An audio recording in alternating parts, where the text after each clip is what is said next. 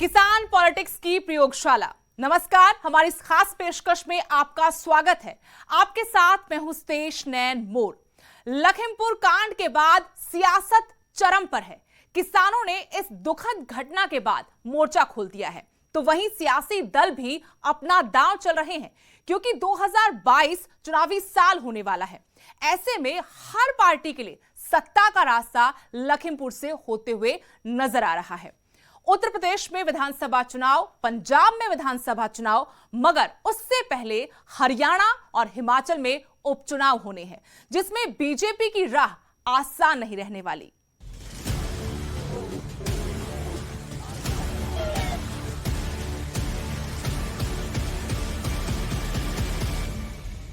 किसान आंदोलन के बीच लखीमपुर खीरी कांड ने सूबे की योगी सरकार के लिए नई मुश्किलें खड़ी कर दी हैं। जहां प्रदेश सरकार अपनी उपलब्धियों के बल पर इस चुनाव में उतरने की तैयारी कर रही थी, ठीक चुनाव से कुछ महीने पहले इस कांड ने बीजेपी को नए सिरे से अपनी रणनीति तैयार करने के लिए मजबूर कर दिया है। वहीं पंजाब में भी 2022 में विधानसभा चुनाव है। कांग्रेस सरकार के खिलाफ लगातार हमलावर है। पंजाब कांग्रेस खासतौर पर सक्रिय नजर आ रही है।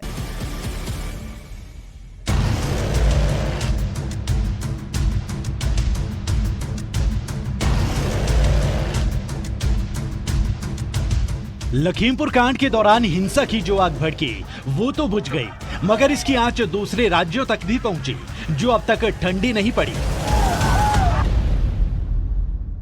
लखीमपुर खीरी की घटना से पंजाब में भी सियासत गर्मा गई है। इस घटना ने उत्तर प्रदेश का राजनीतिक तापमान तो बढ़ाया ही, इस चुनावी राज्य में इस घटना का बड़ा असर होने से भी इनकार नहीं किया जा सकता। उत्तर प्रदेश की ही तरह पंजाब में भी 5 महीने के अंदर विधानसभा चुनाव होने हैं। कांग्रेस को भी पंजाब में अपनी पार्टी के भीतर चल रही कलह के बीच शायद लखीमपुर के इस घटना से बड़ी उम्मीद है।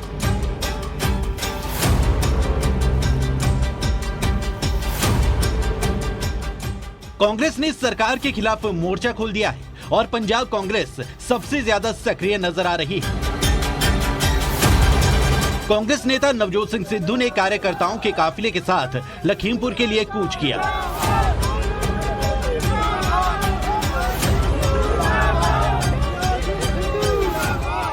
नवजोत सिंह सिद्धू का काफिला लखीमपुर के लिए तो जरूर बढ़ा, लेकिन उत्तर प्रदेश और हरियाणा बॉर्डर पर उन्हें रोक दिया गया।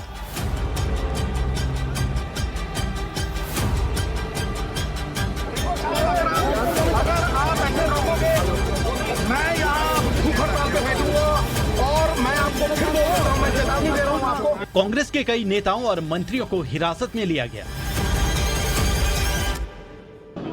किसान भाइयों के लिए प्राणों की आहुति भी, और अभी तक किसी लीडर की आहुति नहीं हुई है। प्राणों की आहुति भी देनी पड़ी। तो स्वतंत्रता सेनानी सरदार भगवंत सिंह सिद्धू का ये बेटा,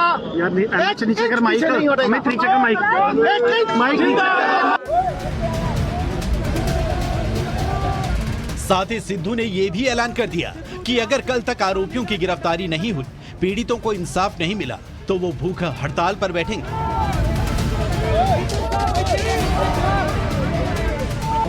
यूपी पुलिस ने यूनियन मिनिस्टर के बेटे को अरेस्ट नहीं किया, तो मैं कल से भूख हड़ताल पे जाऊंगा। ये मेरा वचन है और मेरा प्रण है। मैं पीछे नहीं हटूंगा, क्योंकि ये अन्याय है। उधर पंजाब के सीएम चरणजीत सिंह चन्नी के तूफानी दौरे भी जारी हैं। बुधवार शाम को चन्नी राहुल गांधी के साथ लखीमपुर में पीड़ित परिवारों से मिले, तो रातों रात पंजाब पहुंच गए और फिर गुरुवार को मोहाली में सिद्धू के काफिले में शामिल हुए और शायराना अंदाज में सरकार पर तंज कसा।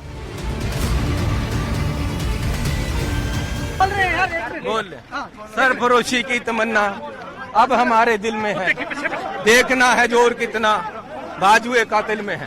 Thank you.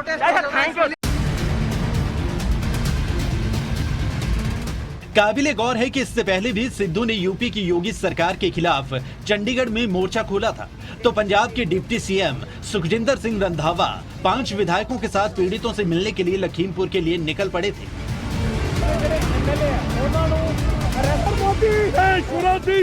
जाहिर है उत्तर प्रदेश के साथ साथ पंजाब और उत्तराखंड में निश्चित रूप से बीजेपी की चिंता बढ़ी है, क्योंकि किसान लखीमपुर वाकये से बुरी तरह भड़के हुए हैं। इस घटना में जिन किसानों की मौत हुई वो भी सिख समुदाय से थे। ऐसे में यूपी उत्तराखंड के साथ साथ पंजाब की सियासत पर भी इसका असर पड़ना लाजमी है।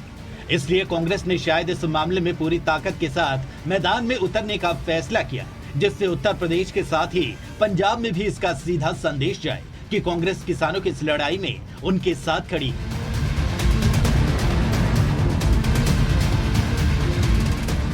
लिहाजा हर विरोधी दल के लिए इस वक्त सत्ता का रास्ता लखीमपुर होते हुए ही जाता दिखाई दे रहा है। नपिंदर बराड़ के साथ रोहित बंसल, न्यूज़ 18।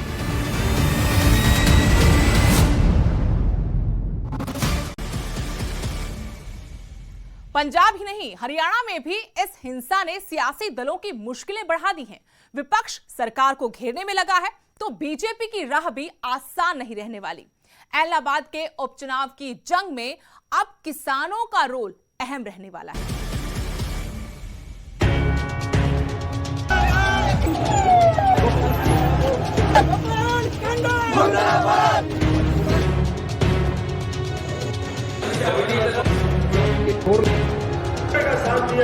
तीन कृषि कानूनों का विरोध लगातार जारी है। किसान इसके विरोध में प्रदर्शन कर रहे हैं और सियासी दल खुद को किसान हितैषी बताकर मिशन 2022 में जुटे हैं। पंजाब में 2022 में विधानसभा चुनाव है। इलेक्शन से करीब 5 महीने पहले लखीमपुर हिंसा पर पंजाब कांग्रेस का हल्ला बोल जारी है,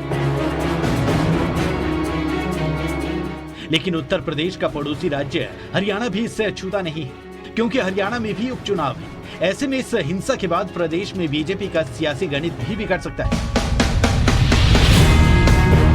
बीजेपी और इनेलो ने इलाहाबाद उपचुनाव के लिए उम्मीदवार उतार दिए हैं। इनेलो ने अभय चौटाला के नाम पर मुहर लगाई, तो बीजेपी जेजेपी ने गोविंद कांडा पर दांव खेला है। गोविंद कांडा ने अपना नामांकन भी दाखिल कर दिया, लेकिन उन्हें भी किसानों के विरोध का सामना करना पड़ा।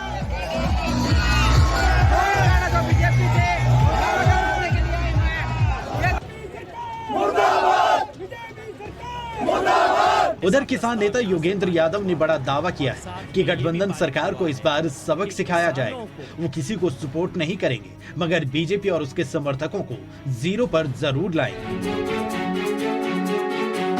ऐसा प्रस्ताव यहाँ से पारित हुआ है और साथ में ये भी पारित हुआ है कि किसानों को जलील करने वाली, किसानों का दमन करने वाली इस बीजेपी जेजेपी को सबक सिखाने के लिए जो इलाहाबाद चुनाव आ रहा है, इसमें मिशन 0 अपनाया जाएगा, यानी कि बीजेपी या इसके समर्थकों के वोट को 0 पे उतारेंगे।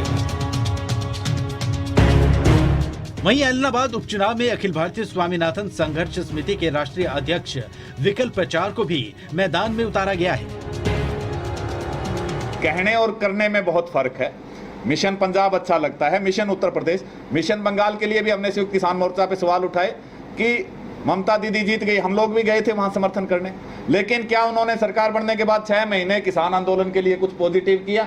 यानी कि राजनीतिक पार्टियां जो भी देश के इतिहास में रही हैं वो सभी एक थाली के हैं और उनसे हम कभी भी किसान ये नहीं सोच सकता कि वो हमारा भला करेंगे। तो संयुक्त मोर्चा के पूरी तरह से हमने कहा कि आप, हरियाणा का मैटर है, आप फैसला लीजिए, आप फैसला नहीं लेंगे तो हरियाणा संयुक्त मोर्चा पूरी तरह से स्वतंत्र है कि वो अपना उम्मीदवार उतारे। किसी साथी को हम चाहते थे कि गुरनाम सिंह चढ़ूनी या संयुक्त किसान मोर्चा किसी बड़े लीडर को यहाँ से जनप्रतिनिधि के लिए यहाँ से नॉमिनेशन करवाए, लेकिन वो इस बारे में कोई भी बड़ा फैसला नहीं ले पाए। इसी कारण हरियाणा संयुक्त किसान मोर्चे की तरफ से फैसला लिया गया है। अगर अब भी संयुक्त किसान मोर्चा अपनी तरफ से पूरे देश के किसानों की तरफ से अगर अलग से कोई वो प्रतिनिधि चुनता है तो हम फिर भी उसका समर्थन करेंगे, सपोर्ट करेंगे और इसका आगामी जो तारीख होगी उसके अंदर हमारे सभी साथी आके नॉमिनेशन करवाएंगे। बीजेपी के खिलाफ किसानों में पहले ही रोष है, लेकिन जिन कृषि कानूनों को लेकर अभय चौटाला ने इस्तीफा दिया था और अब खुद को किसान हितैषी बताकर मैदान में उतरे हैं। उन्होंने इस्तीफा तो दे दिया, फिर उन्होंने कहा था कि जब तक ये कानून वापस नहीं होंगे मैं विधानसभा में नहीं आऊंगा।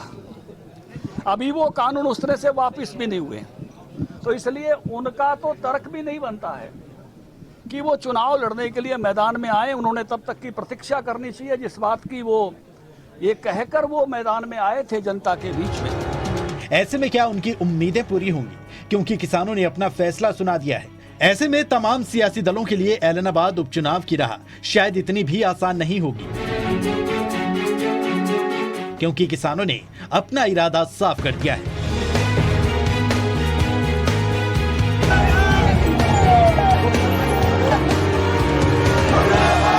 यूं तो इलाहाबाद उपचुनाव में कई मुद्दों को उठाया जाएगा, लेकिन प्रमुख मुद्दा किसान आंदोलन और कृषि कानून ही रहेगा, क्योंकि इसी आधार पर अभय चौटाला ने इस सीट से इस्तीफा दे दिया था। लेकिन अब भाजपा और कांग्रेस दोनों ने ही इसी आधार को बड़ा मुद्दा बनाया है। उनका कहना है कि जब किसान आंदोलन अभी समाप्ति नहीं हुआ तो किस आधार पर अभय चौटाला चुनाव लड़ रहे हैं। इनेलो का तर्क है कि किसानों के आदेश पर उन्होंने इस्तीफा दिया था और किसानों के आदेश पर ही वो चुनाव लड़ रहे हैं। तो देखना होगा किसान अभय चौटाला का कितना साथ देते हैं और क्या उनकी चुनावी नैया को किसान पार लगवा पाएंगे। चंडीगढ़ से मनोज कुमार, न्यूज़ 18। इलाहाबाद उपचुनाव में बीजेपी जेजेपी की गठबंधन सरकार ने इस बार गोविंद कांडा पर दांव खेला है। उन्होंने अपना नॉमिनेशन भी दाखिल कर दिया है, मगर काफी जद्दोजहद के बाद गोविंद कांडा को किसानों के विरोध का सामना करना पड़ा, यानी किसानों ने कांडा को पहले ही नामंजूर कर दिया है।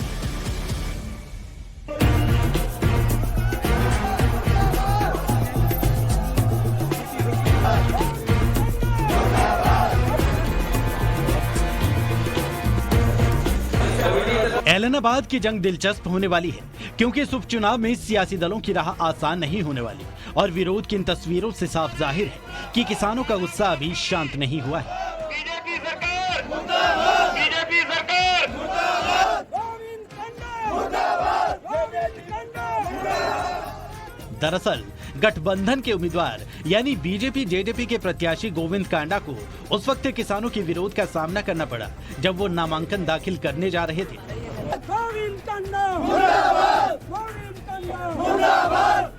किसानों ने ऐलान किया है कि गोविंद कांडा का विरोध यूं ही जारी रहेगा।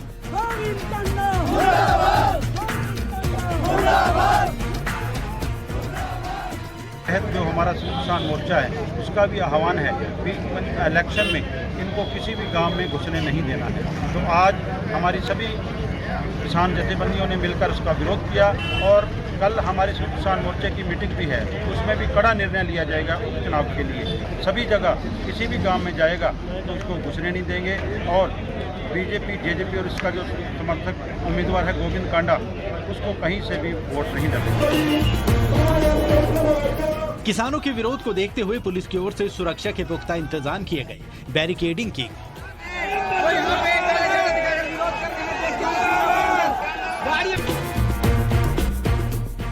हालांकि किसानों के विरोध के बावजूद गोविंद कांडा ने नामांकन दाखिल किया, मगर किसानों का विरोध उसके बाद भी जारी रहा।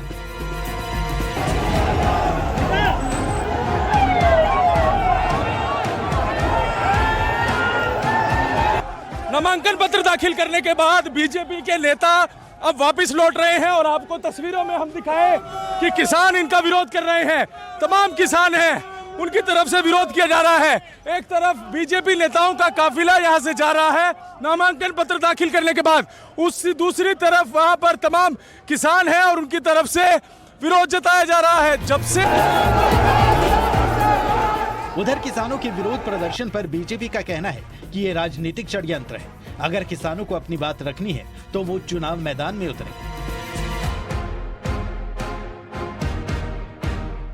हमने तो केवल विरोध के लिए विरोध करना है। अब ये आंदोलन पूरी तरह से राजनीतिक हो गया है और उसमें से कुछ लोग राजनीतिक उसके कारण से अपनी बातें बढ़ा रहे हैं। मैं कहूंगा कि अच्छा हो कि किसान संगठन चुनाव लड़ें और लोगों के सामने जाकर अपनी बात कहें और उनको जनता मौका दे तो विधानसभा में कहें। किसान जो है ना वो हमेशा मेहनत करता है, वो अपनी खेत में काम करता है। जो इस तरह का विरोध है, ये राजनीतिक दल हैं, वो ये चाहते हैं कि हमने जो धरातल पर काम किए हैं, माननीय मुख्यमंत्री जी ने पिछले 7 सालों में जो काम किए हैं वो हम लोग जो है वो ना दिखा सके, लोगों को ना बता सके, इसलिए ये विरोध की राजनीति जो है वो करने की कोशिश की जा रही है। मगर गोविंद कांडा को पूरी उम्मीद है कि ऐलनाबाद में कमल खिलेगा। सुभाष बराला चुनाव प्रभारी हैं, वो भी पहुंचे हैं। सिरसा की सांसद सुनीता। अब की बारी ऐलनाबाद के अंदर कमल खिलेगा और सबसे जो मेन मुद्दा है विकास का मुद्दा है, विकास कार्य होंगे। किस प्रकार से आम आदमी से उनका व्यवहार रहता है, आम आदमी के बीच में रहने वाले हैं। ऐसा नहीं है कि पूर्व में जिस प्रकार से वहाँ के चुने हुए प्रतिनिधि होते थे, जनता को अपने आप को कहते थे हम जनता का आदमी है, लेकिन जनता के बीच में आते नहीं थे। तो अब पहली बार यहाँ के लोगों को लगा है कि हमारी वास्तव में यहाँ की जो आवाज़ है वो गोविंद जी उठा सकते हैं और गठबंधन का उम्मीदवार इस नाते से जीतेगा। किसानों का विरोध जारी है और सियासी दल अपनी जीत का दावा कर रहे हैं, लेकिन उपचुनाव में कमल खिलता है या फिर किसानों का विरोध जीत की राह में रोड़ा बनता है।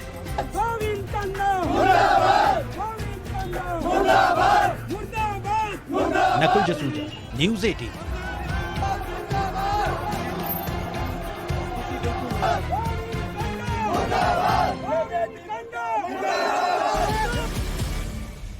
और आज की हमारी खास पेशकश में इतना ही। देश दुनिया की हर अपडेट के लिए आप देखते रहिए न्यूज़ 18 पंजाब, हरियाणा, हिमाचल।